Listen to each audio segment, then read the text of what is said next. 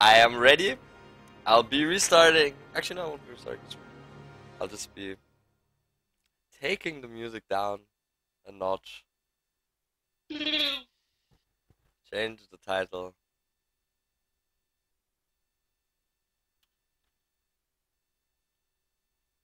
What? Then start playing that animation. What? Just so.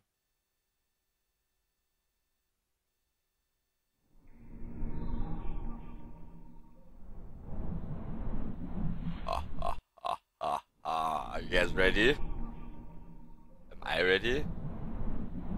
I don't even know. So here we go. Why the hell not?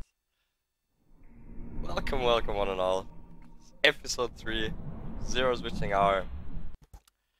Interactive, funny, hopefully, and educational art and design tutorial where yours truly will be telling you a little bit about my trade and secrets and just about drawing and a few little things you can do here and there to improve your skills and maybe be able to enjoy it a bit more. In the first episode, 2 weeks ago, like we checked out some basic shapes, basic shape theory, color theory, and we began a basic drawing using the tools in Photoshop. Photoshop CC 2015 is, of course, the software we're using today for our stream, which is in 3 places at the same time. I'm proud to announce it's on Twitch TV/ZeroOoC, it's on YouTube.com/ZeroOoC, and of course on WatchMeWork.com simultaneously being mirrored. I hope it stays stable. Guys, if you have feedback about the quality of the stream or the quality of the audio, please don't hesitate to let me know. Like, I do try and keep an eye on the chat while I'm drawing and talking. So I usually do respond eventually. Big Benfica. By the way, he loves the logo. Thank you, dog. I did improve the animation a little bit. The video editing bits will be also covered in later episodes of Witching Hours. Some tricks there. You can make some motion graphics, maybe for your Twitch stream, simply. What else did you say? Please check Steam quickly. Doesn't have to be in stream, but okay, of course I will indulge you, my friend. What is it?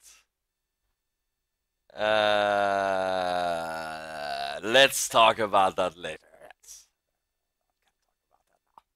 Anyway, so that was the first episode with Leonardo. In the second episode, we went to Japan with Donatello, and we just talked a little bit about composition and how to create basic backgrounds and color contrast, how to space out and measure out your drawings, also using things like the golden ratio, like the Fibonacci sequence and spiral, and just trying to bring a little bit more of the science into the art, because there's tried and tested techniques which have been passed down through generations of the masters down to us.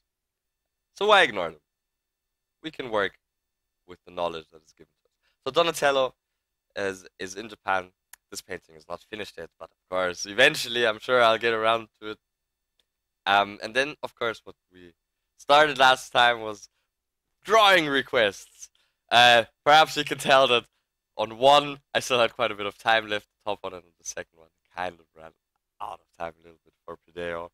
But he did get an awesome cure of airship later, so that was cool. I'll show you guys in a second. So yeah, so now it's sometimes the drawing requests as well. I've been having a wicked time drawing more again recently, and yeah, it's fun if I can make you guys stuff and you guys enjoy it. So there was this Benfica logo that was the request, and then yeah, drawing goes with a flan as well as derp.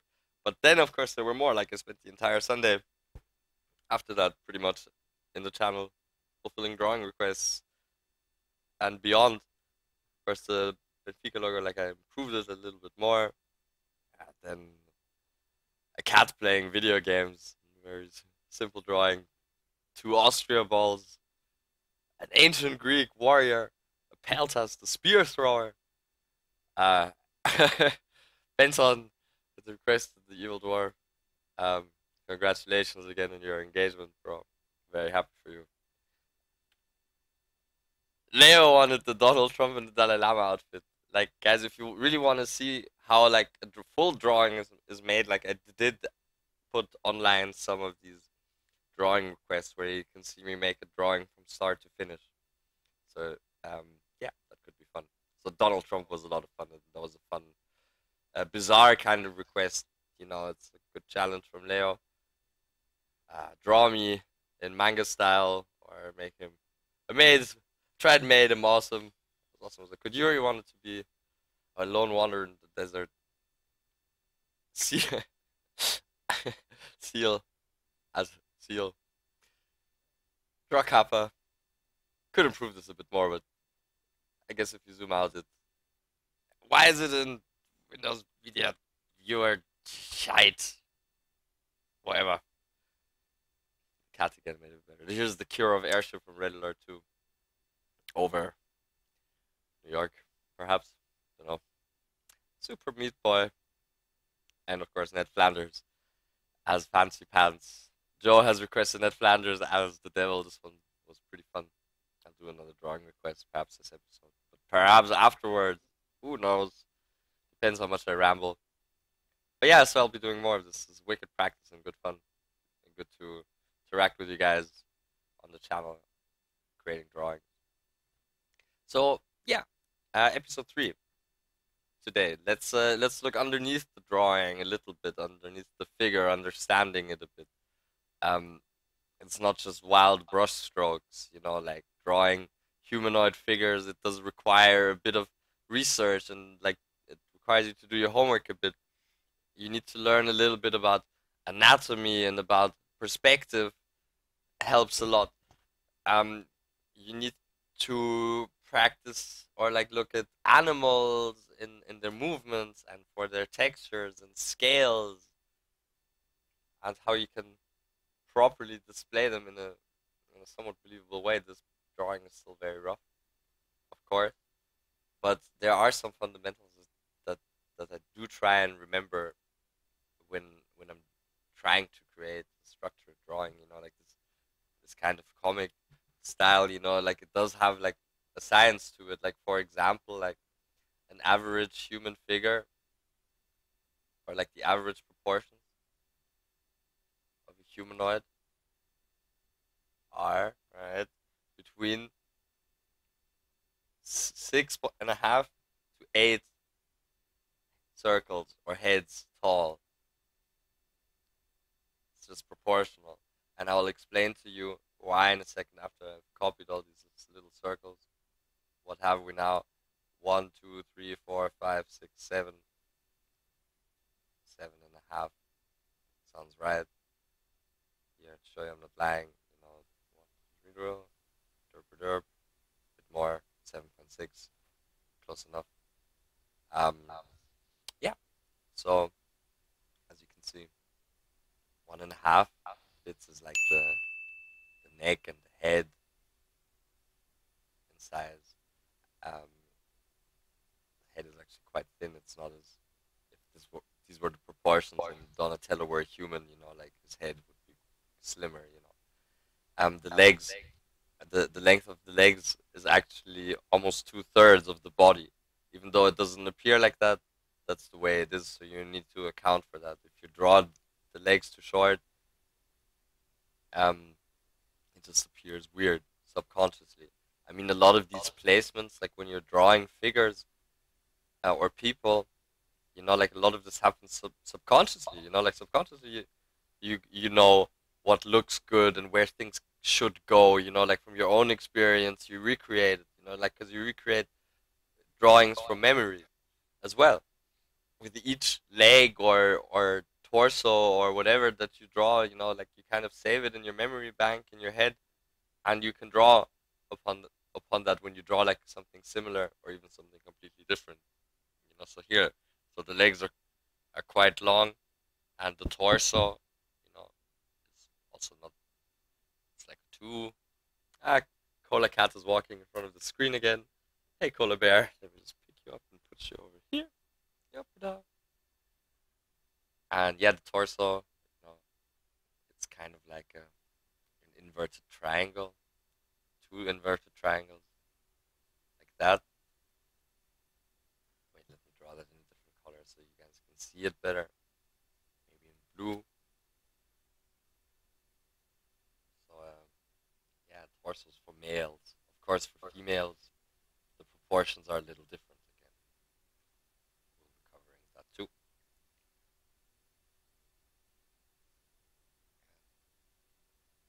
It's connected, like a cylindrical shape. The neck sits on top of that, and the head sits on top of that yet again. The arms go to the middle of the thigh. Um, Shorter than that, and you look a bit retarded. Longer than that, and you look like a monkey if you draw it. Just basic proportions of like the male human, like the classic stick figurine, the mannequin that you see in so many ateliers and people that draw seem to just spawn them everywhere. And yeah, of course, Donatello is a Ninja Turtle, so you need to take that into account. His belly and his torso, they'll be a bit wider. He'll be a bit stockier. It's all pushed together a bit. The neck isn't so long because the head is so large, and he has that that shell on the back that you need to account for, like when how he places his weights and how he shifts his body. Um, so yeah, so you can practice this. Like there's tons of reference sheets for anatomy and learning the figure. The books by Andrew Loomis are awesome. For example, let me just pull that up for you. Loomis books. There he is, Andrew Loomis. Is this yeah, let's look at his wiki. Why not? Better not to me. Andrew Loomis, illustrator, author, and art instructor, and he drew many. He wrote many books about the human figure and drawing the head and hands, successful drawing. Lots of really good stuff, really excellent lessons from Andrew Loomis. And yeah, you need to practice that. You need to practice drawing people from different perspectives and different poses, from different distances, doing different things. Let's look at all of these things I have prepared. Okay, like guys, I didn't draw these next few pages, but like they illustrate it really well. So credit where credit is due. But here, check it out, right? Like there's these like grids, for example, for perspective, so you can measure your drawing, right? Different connection points. There's some foreshortening at work. Foreshortening means if you draw something that's in the foreground, it needs to be larger than what's in the back, and it needs to cover the shapes that are behind it partially. Here we have the proportions with the head. Here the arms are a bit short, perhaps. Not loving that. Drawing hands. Let's look at what else I had. Arcs of movement and perspective. Trying to draw people that are walking in a natural way is a nightmare. It's really difficult to get right. Yo, dog! Ali in the hood. Good to have you, bro. Big Ben is AFK. The arcs of movement, and you see, how people have measured these lines on the ground to help you aid with your drawings, circles and squares, as we discussed in the first episode, circle, square, and triangles, of course. A basic understanding of geometry helps a lot when constructing drawings, when trying to measure them out, knowing how the angles work, especially for lighting and shadow. This is really important. You need to understand how the light falls and how it bounces and how it creates shapes by the way it falls. And this happens with like the trajectory of the light. So yeah, get your angles covered, hardy. Here, this is lovely. This drawing, like it really shows like how simple the shapes are that are in a complicated drawing, right? This is a lion, right? But it's like a rectangle and like a trapezoid, and then the same at the front, legs, the mane, the tail, and then like a little bit of detail here in the frontal view. You can see it really well. Lion has an octagonal shape, its face, anyways. And then you can just draw a mane on top, and you have a male lion. That's how it works. Here are some more. Drawing the mannequin from any viewpoint. This is where it helps to have that wooden mannequin standing around. If somebody asks you to draw, I don't know, Yoda standing at the edge of a cliff fighting with a Sith Lord, but it's seen kind of from above, but at like a 45-degree angle. You need to know how to measure that out, and then drawing these little maps and blueprints on the floor. I find that quite helpful. Do you guys have any questions so far? Any feedback so far? Do you like what I'm saying? Is what I'm saying of any use to you? It could be total gibberish. No, I am. I do admit I am still quite nervous when I do these things. I'm quite new to it. Here, some more studies of light.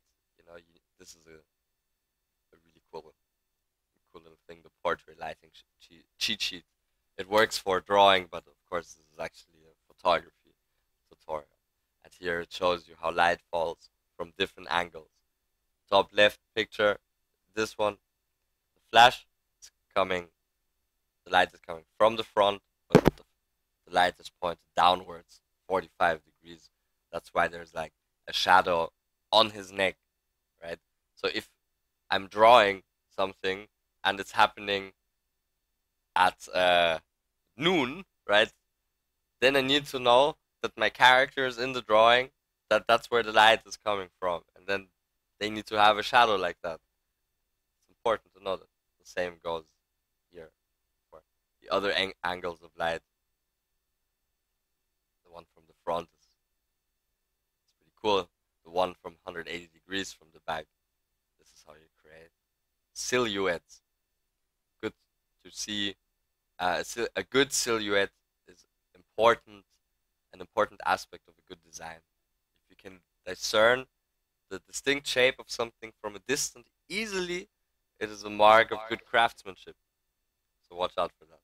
That's why logos of big companies have very simple shapes, so you can recognize them easily. Yeah. Wrap it up. And yes, back to the figure. Like this is male, but when we're drawing a female, for example, we need to be aware of slightly different things. The portions of the female body are slightly different than the portions of the male body. First of all, um, girls are a bit shorter. So wait, let me make a new layer for this so I can explain it well. And I'm also going to increase the size of our canvas so we don't run out of space. That would be terrible, but the future is now, so we have unlimited space. Ain't that a thing? Hey, Jazzcan! Psychosis! Dude, awesome to have you. Wicked Jazzcan is here too. Here comes the can. Check him out. Check them out. Oh, Nightbot? Yes, there you are. Good Nightbot. Right. So, the drawing. The female body proportions while drawing the marching ants, as Mr. Matthew would say, were still activated. Marching ants, because when you use the selection tool, one of the most important tools in Photoshop, it has these little black and white moving lines around it. That's why it's called the marching ants. With it, we can select pretty much everything. That's what it's for. So yes, the proportions. La-di-da. Here is purple, if we want it. And, of course, like I said, girls have slightly different proportions than guys. So let's draw these. Let's get a few more circles on the goat.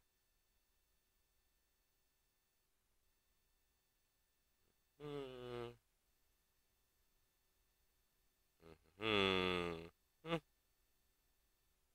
Something like that. Put it on the floor. Yeah. Cool. Cool. Cool. Cool. Cool. You there. Make the brush a little bit heavier so we can see it better. Here. 25. And yeah, the girl, the ladies. Ladies have the legs are obviously very long. The shapes are more circular in order to achieve the hourglass figure of a woman. Like the shapes need to be round, not angular like a male. Males have triangles and squares and shit, but ladies have spheres. Gotta know that.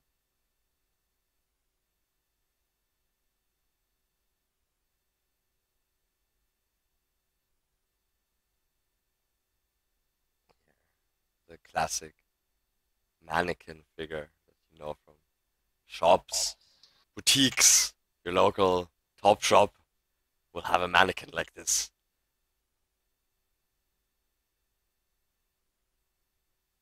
And yeah, the lines on ladies are just more subtle, a bit more flowy, to suggest femininity, herpy derpy.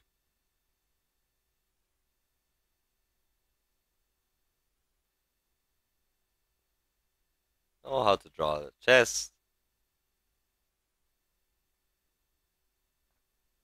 Everything's slightly more rounded. The shoulders, ladies are slightly more downward than with guys. The deltoid muscles on the neck are not as sharp.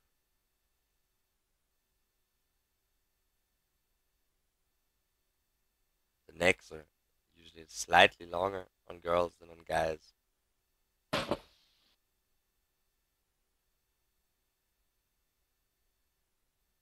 course, like good hairstyle is important. But yeah, this needs to be rounder so you guys can see.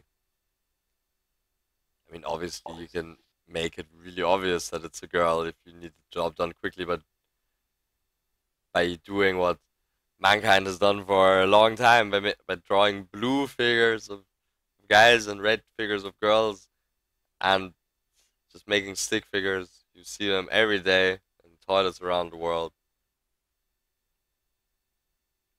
Recognizable iconization of the most complex shape in the world, down to just very few lines. Um, Scott McCloud in his book Understanding Comics has a wicked segment on it. How humans like to see themselves everywhere. Here I'll demonstrate, right? What do you see? A face. You can take it even simpler. All you need is a random shape and draw an eye somewhere. And you can give it life. This is why people are like so fascinated by pictures of like electric sockets that look like mouths or whatever. Or houses. Or houses. Like people love to see themselves everywhere. And in that book, Understanding Comics, I'm gonna find it for you guys. Cars as well, by the way. Cars as well, exactly. But like it's also modeled after the human face, right? These are very basic design fundamentals. If you make things look like the person owning it, they're I gonna think even be more proud vacuum to get it. cleaners. The nose or what? No, seriously, like. Big Ben is back in the hood. Happy, happy times. Yeah, here, Understanding Comics. This book is amazing, and here's exactly the what I was talking about. The ability of cartoons to focus our attention on an idea is, I think, an important part of their special power, both in comics and in drawing generally. Another is the universality of cartoon imagery. The more cartoony a face is, for instance, the more people could be said to describe. Here we go. One, a few, thousands, millions, nearly all, the smiley face. That's why there is an emoticon option on every phone, because we can all recognize it, and we all love sending smiley faces to each other, because it's the easiest form of recognizing emotion in another person. These fucking four lines, right? The circle, the two dots, and the line or the mouth. That's all you need to tell a story. But yeah, I do really recommend this book. It's one of my favorite things, understanding comics. Let's look at another panel because it's just so awesomely educational. Here, the famous drawing of a pipe by Magritte. Just show that to you for a moment. There's a painting by Magritte called The Treachery of Images. Ce n'est pas une pipe, translated, this is not a pipe. And indeed, this is not a pipe, it's a painting of a pipe. Right? No. Well, actually, that's wrong. This is not a painting of a pipe, this is a drawing of a painting of a pipe. Oder? Nope, wrong again. It's a printed copy of a drawing of a painting of a pipe. 10 copies, actually. 6 if you fold the pages back. You hear what I'm saying? If you do, you should have your ears checked because nobody said a word. Ain't that grand? You can get across a lot of information with just a few lines and a few panels of comics. If you can use text, it's even easier. It's such a universal way of communication. It's just fantastic. Yeah, Scott McCloud, what a king. In all the arts, it's the surface that people appreciate most easily, like an apple chosen for its shiny skin. Surface, craft, structure, idiom, form, and at the very core, the idea. If the idea is good, everything else can be shit and it can still work. You know, different interpretations of the same subject, the old master, the master study, and the new kid. It's interesting how people choose to interpret the same image or subject in different ways. And that's how art styles develop. Here, check it out. No, there's the pyramid, the powerful pyramid. All the way from the simplest smiley in the bottom right to the hyperrealism in the bottom left, complete abstraction at the top of the pyramid, Picasso and such. Everything derives from the single act of making a few lines in the sand or on paper, on the wall, on your skin. It doesn't even matter. Voila. Just depends what you like. But the cool thing is you can like all of these. Graphic novels especially have become such an important medium of transporting information in the last generation or two especially. Yep. These guys are talking about Rapid. Dear. You guys are playing Football Manager with Rapid. But yeah, this is a wicked image. I'm going to share it in the chat so you guys can look at it in detail. Also read what it says. Look at the website. Learn something. Hopefully. Who knows? But yeah, the thinking in layers thing, or was it with the apple and the core? This refers me back to what we talked about in the first episode, Android Arts tutorial. The onion, the layer, thinking in layers. Here, not just when you're crafting your drawing, not just the layers of pencil line art, simple colors, shadows, detailing, highlighting, etc. Not just those layers, but also what lies underneath it. The structure of the drawing, the proportions, the correct anatomy, further down, the idea behind it, the theme of it, the concept that you had in the first place, and why you drew the drawing. That all plays into a successful drawing at the end if you want to make something good. Of course, over time you get better at each of these aspects, figuring out the craft and the idea and making it work together. You can have the best and coolest ideas, but you might have no idea how to draw, and then all you might be able to produce are stick figures. But that might be enough because that you can give to a designer or an illustrator, and if you get your idea across well enough, then they can realize it for you. That's the job that an illustrator has, to understand what the idea of the other person is, and then to actually translate it into a visual image.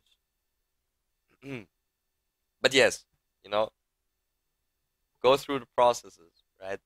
Learn the basic techniques, learn to hold a pencil, learn how to use the mouse, learn Photoshop. Photoshop and programs like it are so essential nowadays if you want to succeed with your art. Even if it's just completely unedited stuff, even if it's just to save the photos of the drawings that you make, you need a program like this. If you don't have Photoshop, I can suggest GIMP, GIMP. It's an open source free Photoshop clone, which works very well as well. So it's good for people starting out with photo editing and drawing and painting. GIMP is a really good alternative. Yeah, more science, like learn how different surfaces.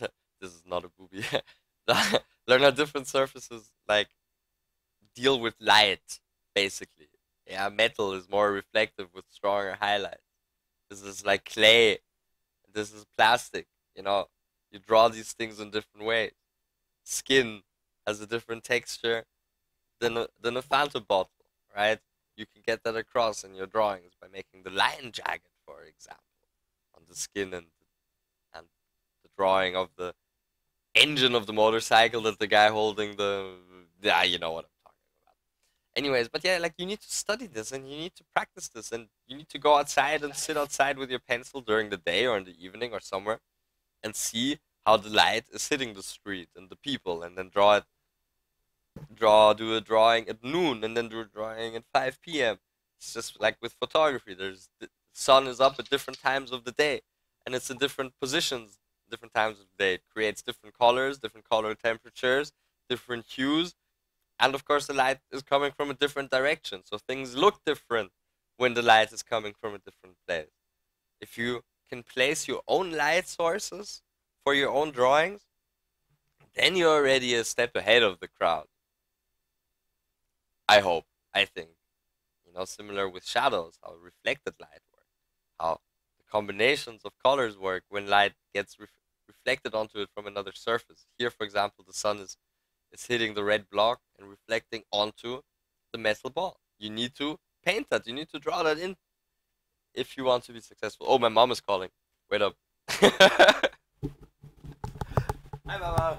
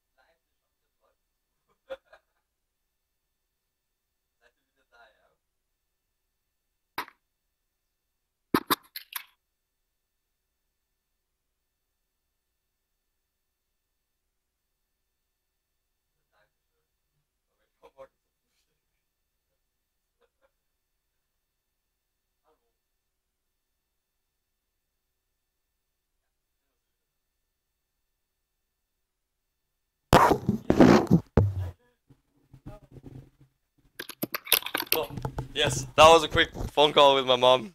Can't deny my mom when she calls. Can't do that. She'll always figure it out.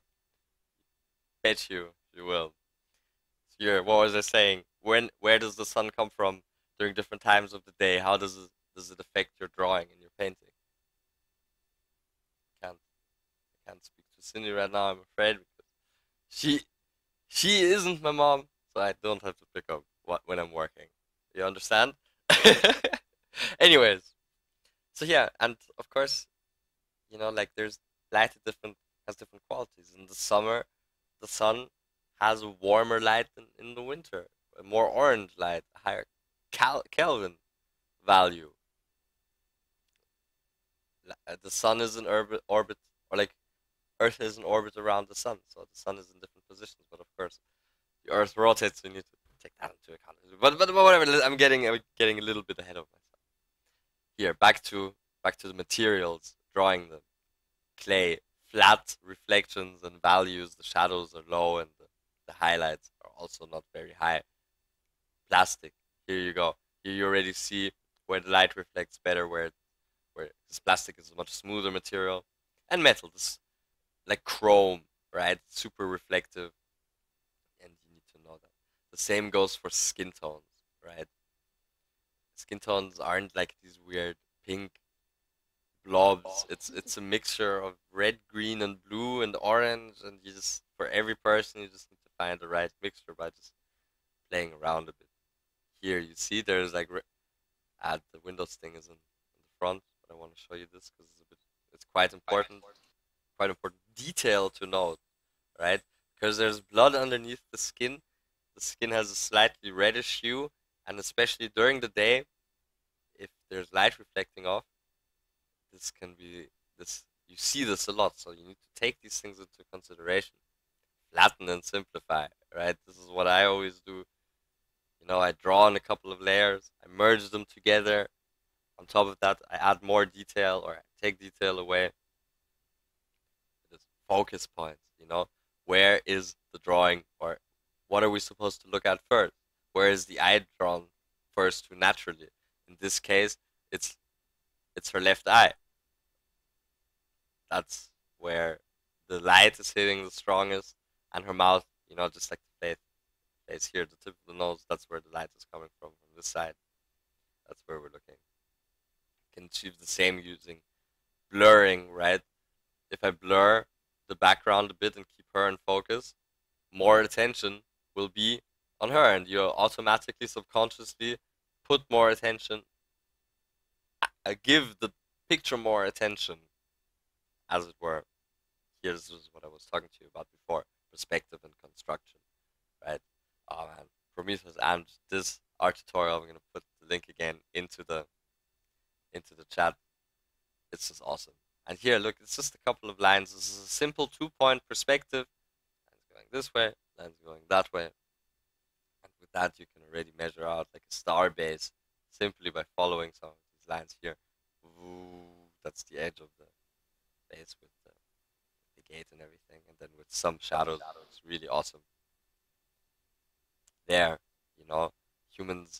people aren't straight lines, right?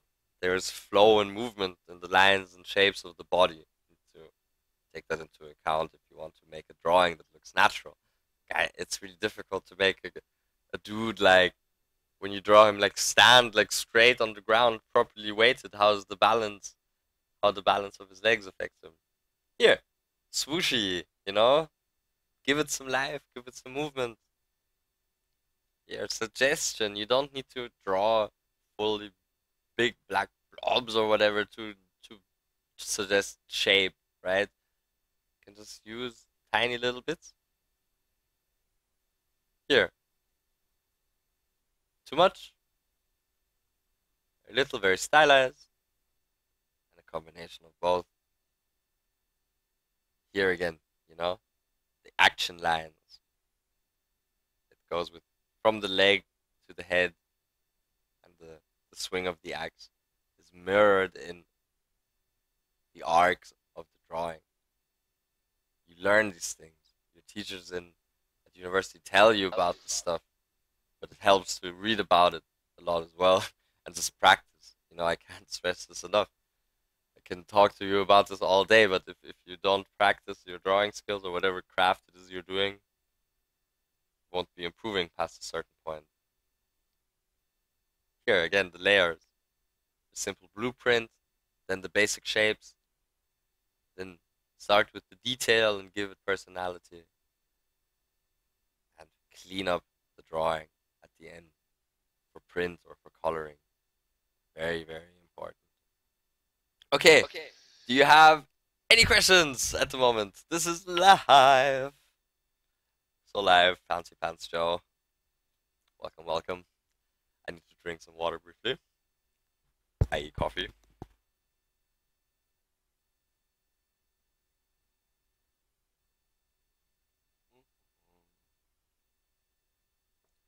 Damn it, man.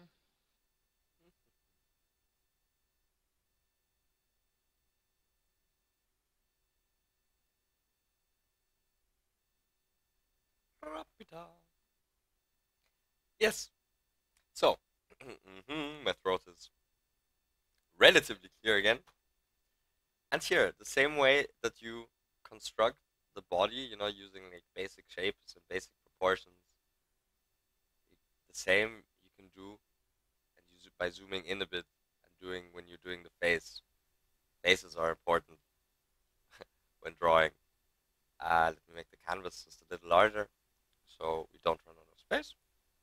Rapida. That was actually the wrong direction. I wanted it to go sideways, damn it. Here we go.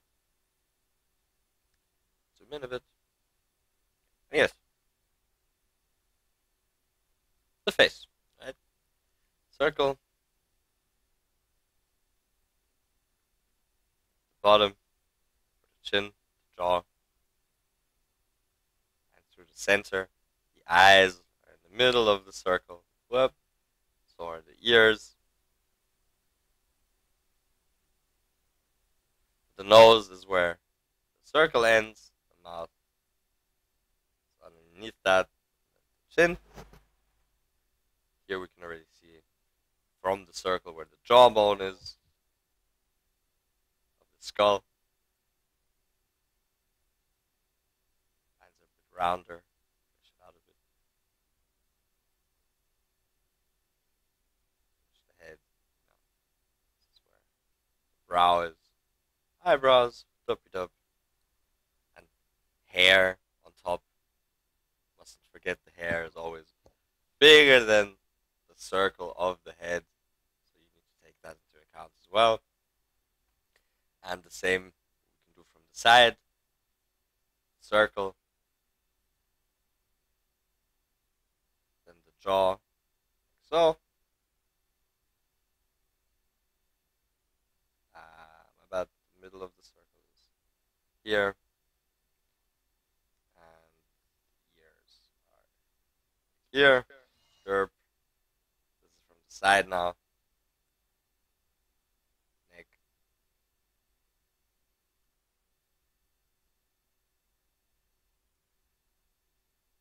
Eyes.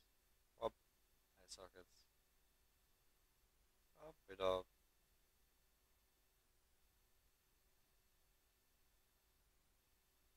Jawbone. Mouth. Up. Up. And hair. So you always like kind of start with the circle and then draw the chin, the jaw, ears, eyes in the middle, and from there you can usually find your way. Of course, different art and comic styles have different proportions. Certain mangas, like Cowboy Bebop or Bleach, the heads are much more elongated and thinner. The ears are bigger. Nose is longer. And like you need to learn by heart different styles. Or Dragon Ball, the heads are much rounder, much more moon faced. The ears are even bigger. In Dragon Ball Z, of course, the big difference is that the heads become like angular, or much more angular.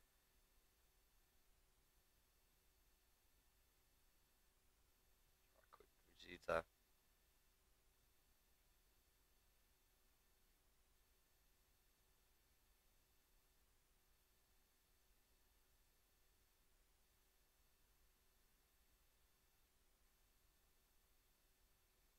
And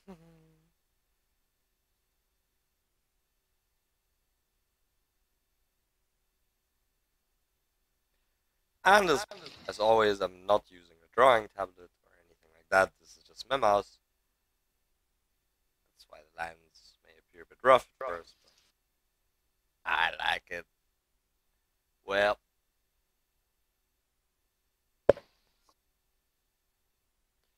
like in Dragon Ball, if you draw Dragon Ball, for example, you need to learn the shapes of the hair by heart. That's the only way to get it right. Because Dragon Ball drawings are actually very exact. Anime and manga usually follows a very exact formula to achieve the drawing. It's like how it is. Should tell the story. Cowabunga. Um, real people, the shapes. They're obviously not perfect circles and perfect triangles and perfect squares. It's all just a bit more suggested, right? When you're doing more realistic drawings.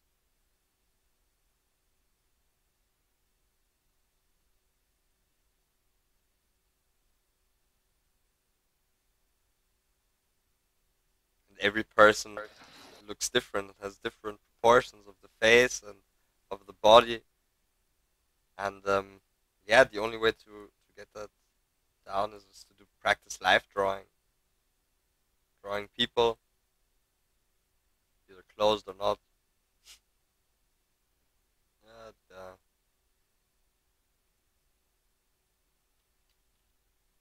but yeah, like you can achieve different styles if you make the faces more square or more circle or more triangular, as discussed before. Let's see what have we going on in the chat. Ah, they're talking about footy. Do you guys have any art-related questions about the episode so far? Any feedback? Is what I'm doing useful? Do you like it? Quickly light my smoke. For how much? It's free, dog. Imagine that. Imagine that. And and yeah, that's what it boils down to: practicing basic shapes. First the body, then the head, then you get down to drawing more detailed things like eyes. Eyes are like kind of like almond shaped, depending. Getting like the correct shape of eyes right, like when you're doing drawings like for friends or of people. I think that's the hardest part of any drawing, because the eye is the window to the soul, and I mean a single black circle can work, but that's where a lot of the personality and the life of someone is. Of course, the stance of a person, the pose, the body language, it reveals a lot. But the face, those features, that you need to practice, like noses. Noses are like triangles with little, I mean rectangles with little triangles on the side for male noses. Here's the bridge of the nose. They're square with a circle at the front. Or you can draw noses that are very circular and tiny, using only circles. Here's the mouth. Whoop. Right.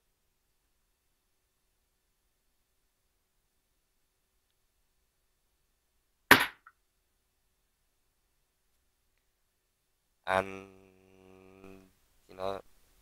ears have a distinct shape that you need to practice. Like you need to look at them, how you can break it down into as few lines as possible, so you can recreate it so it looks believable. So if you draw it, someone knows that, oh yeah, that's an ear. I see what you tried to do there. But achieving that drawing, like when you want to make something, you have a little image of it on your head before you make it, how you would like it to look like, and getting that little image to look like that on paper then as well. Well, there, that's the secret. That's the discipline, I suppose. It helps. I find it helps a lot to draw a small thumbnail of what you want to draw before. Like for example, if I want to draw a cat, like I'll figure out like in a tiny drawing, just like suggesting like how the cat will be. Maybe I think he'll be sitting. Here's the tail, and yeah, it's like I guess his face is like he's facing us. Here are the ears. Yeah, and from this, like I could amplify it, make it larger, magnify it, not amplify it. It's like a pear shape, nice spiral tail, 2 feet, because why not?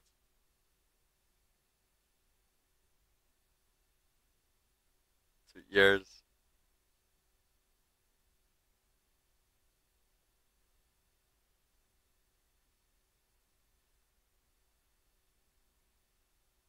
Eyes, a nose.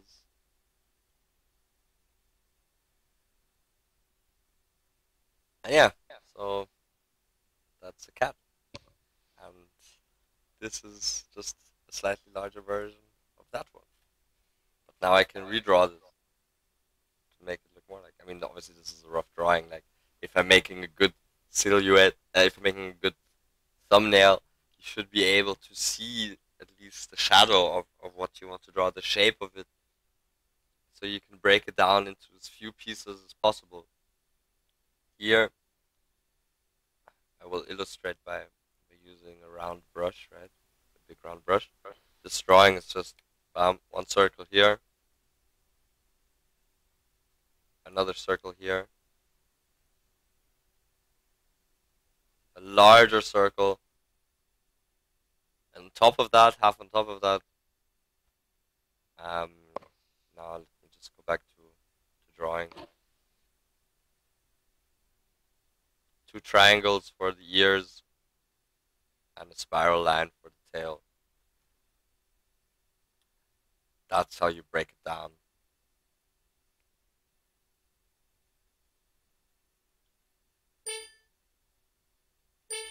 Eh. And the more practice you have, the more complicated the shapes become, the combinations of shapes that you can make and that you can believably draw. Here, this is very few shapes. This is like, like 5 or 6. But then, the moment will come where your shit looks like this. Maybe it's maybe that's an airplane or something. Right? So, Nikki, I don't want to interrupt you, but you've got 5 minutes left. You just said. Cool. Thank you very much. But yeah. So start simple and work your way up. Combine what you learned each time. I mean, maybe you just start drawing with circles when you first start. Or maybe you're more like the cubist kind. Or maybe you really dig geometry. Right? It just depends. It just depends. Let's see, what have you guys got to say? Think about it. Da-da-da. Da-da-da.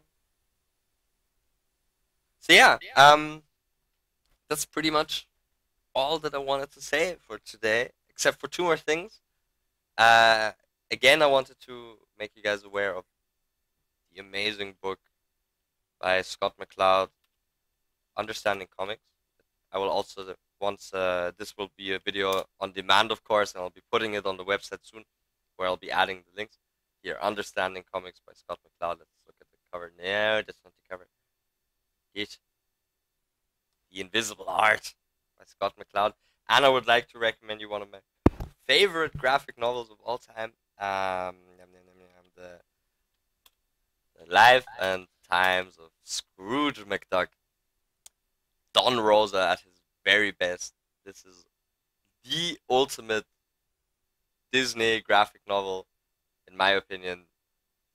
It is absolutely epic. The story of Scrooge McDuck, Uncle Dagobert, his life's tale, his adventures, all the way up to him settling in Duckburg and in Entenhausen, how he got there, how he set the first steps of his empire. Look at that. Beautiful, beautiful, beautiful art.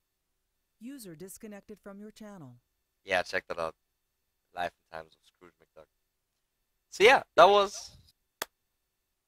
Let's quickly sum up again. That was Witching Hour episode 3. We covered some basic, well, some more advanced techniques this time. It's actually understanding your drawing, measuring it out using basic proportions, how heads are put together, haha, how you can use different shapes to achieve style, thumbnailing and basic shapes and silhouettes, some more composition techniques, building on, of course, the color theory and basic shapes and basic drawing that we did in the first episodes and the second episodes, Fibonacci sequence and the golden ratio, beginning to all play together now. How the eye perceives faces, you know, the old socket, you always think it's a face, smiley face. Yeah, a little bit of philosophy as well. Oh, I mean, I hope you guys enjoy that. We'll be back next week at 11 as well. And we'll be taking you slightly further down the rabbit hole. More tricks of the trades, more secrets, more me drawing and rambling on about things I may or may not have learned in the past almost 30 years that I've spent in this realm thus far. If you like that, you know, share, tweet, click the little heart, give a follow, hook it up. Always happy. And yeah, if you guys have any questions or feedback, hook me up. We're going to be in the channel and chilling and talking. Probably have to call my mom back. And yeah, that was Zero's Witching Hour for now. Thanks very much for tuning in. Also on watchmework.com. I'll be reading some comments, answering any messages I may have received. Awesome sauce. Thank you guys for having me. Be back soon. Thank you, Nikki.